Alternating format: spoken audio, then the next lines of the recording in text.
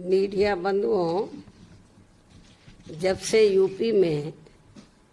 9 विधानसभा की सीटों पर उपचुनाव घोषित हुए हैं और इस बार इन सभी विधानसभा की सीटों पर बीएसपी भी अकेले ये चुनाव लड़ रही है,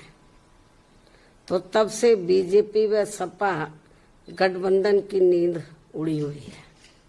जब से उन्हें मालूम पड़ा कि बीएसपी भी 9 विधानसभा की सीटों पर बाई इलेक्शन लड़ रही है, तो तब से बीजेपी व सपा गठबंधन की नींद उड़ी हुई है, क्योंकि बीएसपी ने यहाँ काफी समय से एक आदि उपचुनाव को छोड़कर अधिकांश उपचुनाव नहीं लड़े हैं। तब से खासकर ये दोनों पार्टियां यानी कि बीजेपी व सपा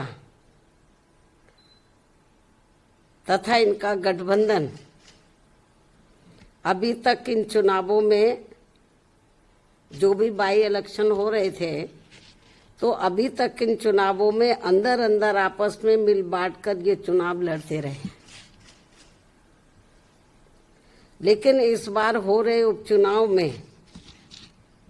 जब बीएसपी में मैदान में डटी हुई है, तो अब इन दोनों पार्टियों व इनके गठबंधन की काफी परेशानियां बढ़ गई हैं।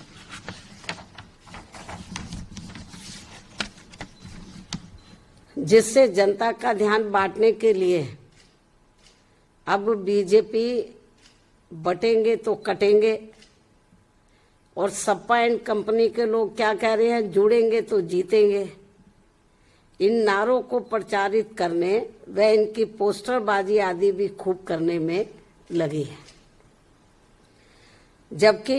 इनकी हर मामले में रही दोगली सोच व नीतियों को ध्यान में रखकर वास्तव में होना ये चाहिए कि बीएसपी से जुड़ेंगे तो आगे बढ़ेंगे व सुरक्षित भी रहेंगे। हालांकि प्रदेश में विकास व कानून व्यवस्था के मामले में बीएसपी के रही सरकार की तुलना में बीजेपी की वर्तमान में चल रही सरकार से व इसके पूर्व में सपा के रहे शासनकाल से भी जनता को ये जरूर सोचना चाहिए कि इन तीनों में से केवल बीएसपी का ही शासनकाल काफी बेहतरीन रहा है। ऐसे में इनको ये हवाई नारों, ऐसे में इनको प्रदेश की जनता को इनके ये हवाई नारों व पोस्टरबाजी आदि के चक्कर में बिल्कुल भी नहीं पड़ना चाहिए। इसलिए अपनी कमियों की वजह से ही अब बीजेपी के लोग ये नारा लगाकर उपचुनाव में वोट मांग रहे हैं कि बटेंगे तो कटेंगे, ये नारा लगाकर वोट मांग रहे हैं, तथा वही सपा के लोग भी ये नारा लगाकर वोट मांग रहे हैं कि जुड़ेंगे तो जीतेंगे। जबकि इनकी आड़ में ये दोनों पार्टियां यहाँ के लोगों को केवल गुमराह कर रही हैं। इन नारों की आड़ में तो ये दोनों पार्टियां और इनके गठबंधन यहाँ के लोगों को केवल गुमराह कर रहे हैं, जिनसे इन सीटों के वोटरों को, मतदाताओं को सावधान रहना बहुत जरूरी है। ये केवल अपनी कमियों पर से ध्यान बांटने के लिए इस किस्म के ये नारेबाजी कर रहे हैं, पोस्टरबाजी कर रहे हैं, तो यहाँ की जनता को गुमराह करने के लिए। तो जिनसे इन सीटों के मतदाताओं को सावधान रहना बहुत जरूरी है। इतना ही नहीं, बल्कि सपा की रही सरकार में तो यहाँ अधिकारी लोग नहीं, बल्कि सपा के गुंडे, बदमाश, माफिया आदि ही ज्यादातर इनकी सरकार चलाते रहे। और अब ऐसा लगता है कि यहाँ हो रहे उपचुनाव में सपा अपने गुंडों, बदमाशों व माफियाओं को अंदर अंदर ये कह रहे हैं कि ये उपचुनाव जीतोगे तो आगे सरकार बनाओगे, तभी फिर बचे भी रहोगे। अपने गुंडे, बदमाश, माफियाओं को अंदर अंदर ये कह रहे हैं। इस किस्म की रिपोर्टें भी हमें सुनने के लिए मिल रही हैं। इस प्रकार से इन विरोधी पार्टियों की ऐसी सोच व धारणा से दूर रहकर अब बीएसपी ये चाहती है कि इनसे दूर रहेंगे तो बचे रहेंगे, इन दोनों पार्टियों से, इनके गठबंधन से दूर रहेंगे तो बचे रहेंगे। और अब समय आ गया है कि लोगों को खुद ही इन विरोधी पार्टियों के इस प्रकार के घिनौने, विषैले व संकीर्ण राजनीति के छलावों आदि से बचने के साथ ही इनके गुमराह करने वाले ऐसे नारों व पोस्टरबाजी आदि से भी जरूर बचना होगा और इसका जवाब इसी चुनाव में भी देना होगा। इसलिए यूपी में हो रहे विधानसभा चुनावों में आम लोगों के साथ ही खासकर यहाँ के वोटरों से ये विशेष अपील है कि वे इन विरोधी पार्टियों के ऐसे किसी भी छलावे, बहकावे व भड़कावे आदि में ना पड़कर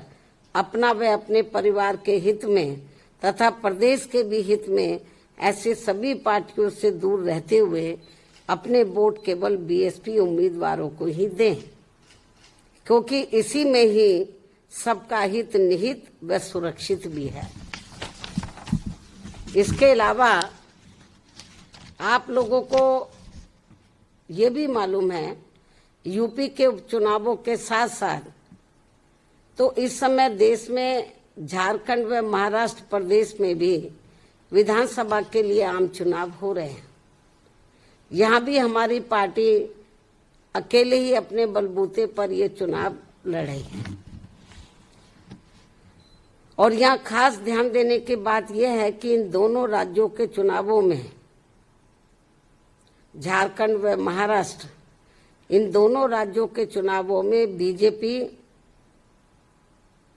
व कांग्रेस का बना गठबंधन पूर्व में पहले जिन राज्यों में चुनाव हुए जैसे कर्नाटक है, हिमाचल है, इससे पहले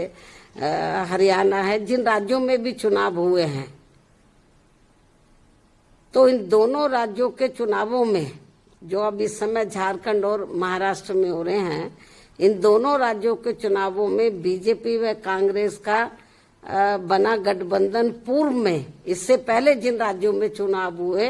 वहां पूर्व में जारी किए गए अपने अपने चुनावी घोषणा पत्रों को लागू करने को लेकर,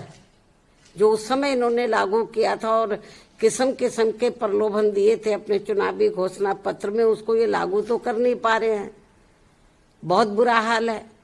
क्योंकि कर्नाटक में काफी कुछ गवर्नमेंट की पोजीशन खराब हो रही है, हिमाचल में भी हो रही है। हिमाचल में तो हालत ये खराब है वहां पे इतनी ज्यादा गवर्नमेंट की कि वहां के सरकारी कर्मचारियों को वो वेतन तक भी नहीं दे पा रहे हैं। लेकिन चुनाव में इन्होंने बड़ी बड़ी गारंटी दे दी चुनावी घोषणा पत्र में। तो कहना मैं ये चाहती हूँ कि यहाँ खास ध्यान देने की बात यह है कि इन दोनों राज्यों के चुनावों में, यानी कि झारखंड और महाराष्ट्र में जो इस समय चुनाव हो रहा है, इन दोनों राज्यों के चुनावों में बीजेपी व कांग्रेस का बना गठबंधन तो पूर्व में जारी किए गए, इससे पूर्व में जिन राज्यों में चुनाव हुए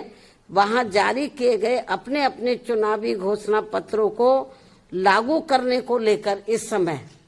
अभी नया चुनावी घोषणा पत्र जारी नहीं किया है। इससे पहले जिन राज्यों में चुनाव हुए वहां इन्होंने चुनावी घोषणा पत्र जो जारी किए, तो पूर्व में जारी किए गए अपने अपने चुनावी घोषणा पत्र को लागू करने को लेकर एक दूसरे पर काफी आरोप व प्रत्य आरोप लगा रहे हैं। जबकि इस मामले में ये सभी पार्टियां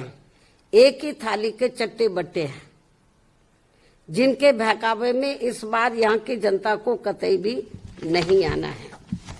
और अब तो इस मामले में कर्नाटक की कांग्रेसी सरकार के खुद ही इस पार्टी के राष्ट्रीय अध्यक्ष इस मामले की पोल भी खोल रहे हैं। और इस मामले में ऐसे सभी पार्टियों पर अब जनता को कतई भी विश्वास नहीं करना है। इतना ही नहीं, बल्कि पूरे देश में हर क्षेत्र में महिलाओं का उत्पीड़न होना अभी तक भी बंद नहीं हो पा रहा है। और इस मामले में अभी हाल ही में महाराष्ट्र में अरविंद सावंत द्वारा जिस प्रकार से वहां एक महिला के लिए अभद्र भाषा का इस्तेमाल किया गया है, उसे सरकार को हल्के में न लेकर, ये बहुत ही शर्मनाक है, अमानवीय है, निंदनीय है। जो उन्होंने अभद्र भाषा का इस्तेमाल किया है तो उसे सरकार को, वहां की सरकार को हल्के में न लेकर बल्कि अति गंभीरता से लेते हुए उसके विरुद्ध सख्त कानूनी कार्रवाई करनी चाहिए, जो ये बहुत जरूरी है। और ये ऐसा नहीं हुआ तो और लोगों के भी फिर मनोबल बढ़ जाएगा कि और भी बोलते जाओ और महिलाओं के बारे में, जो ये ठीक नहीं है। इन्हीं कुछ जरूरी बातों के साथ ही अब मैं अपनी पार्टी के लोगों से यूपी में 9 विधानसभा की सीटों पर हो रहे उपचुनाव के साथ साथ झारखंड व महाराष्ट्र स्टेट में भी विधानसभा के लिए हो रहे आम चुनाव में अपनी पार्टी के उम्मीदवारों को जिताने की भी पुरजोर अपील करती हूं। धन्यवाद। जय भीम व जय भारत। अगर आप ये वीडियो YouTube पर देख रहे हैं तो हमारे चैनल को सब्सक्राइब करें और बेल आइकन को दबाना ना भूलें। अगर आप Facebook पर ये वीडियो देख रहे हैं तो हमारे पेज को लाइक करें।